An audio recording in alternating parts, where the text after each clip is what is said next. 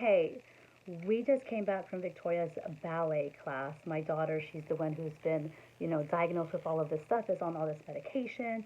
On Friday, we have our first outpatient IV infusion, and I'll hop on and tell you guys all about that as well. But we came back from her ballet class, and I wanted to hop on and say, when you're diagnosed with something and you're on all these medications and they have all these side effects, and one of them can even be like high risk infection, which is our situation, right?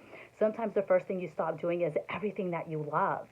And I think, that's a big mistake. I think, when we were kind of first, when Victoria first kind of started this flare and getting these aches and pains and stuff, we're like, okay, do we continue ballet? Like, do we continue doing what she loves? Like what really sparks some joy inside of her? And we're like, no, you know what? We're going to push through. We're going to let her fill it out. And I still took her to class and I said, hey, baby, like if you're feeling pain or anything, like you can't do it, then don't do it. You can stop, you can take breaks. I spoke with her teacher, just let her know her situation. Like if she's not able to do, the entire routine the way that everyone else is, this is why, this is her situation, right?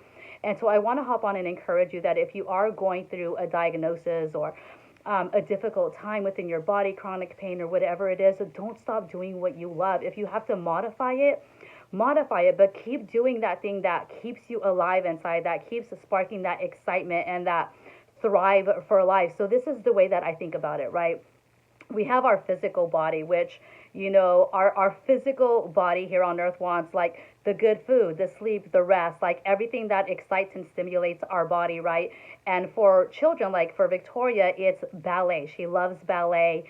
And so that really makes her happy, right? It brings this like awesome happiness within her. It really gives her something to look forward to. She has a good time with the other girls there, and it really kind of gives her this like fun place, and she looks forward to all of that, right? And so then we have our spirit and our soul, and our spirit gets excited for different things, right? Our spirit seeks to be closer to God. So our spirit seeks for us to pray, to be in our word, to fast, to kill the flesh, right? I hope you guys understand that term. To kill the flesh is to, put the things that you want physically aside for the things that your spirit wants spiritually. So like it's having, setting your eyes on God's kingdom above, right? And so while you are going through a diagnosis or whatever it is, do those things that physically excite your body as well, like ballet or swimming or singing or whatever it is. Continue to do those things, especially for your children. If your children are diagnosed with something, don't stop and take away all the things that really excite them, because while our body is housing our spirit and our soul here on earth, it's good to have something physically for them to still be excited about.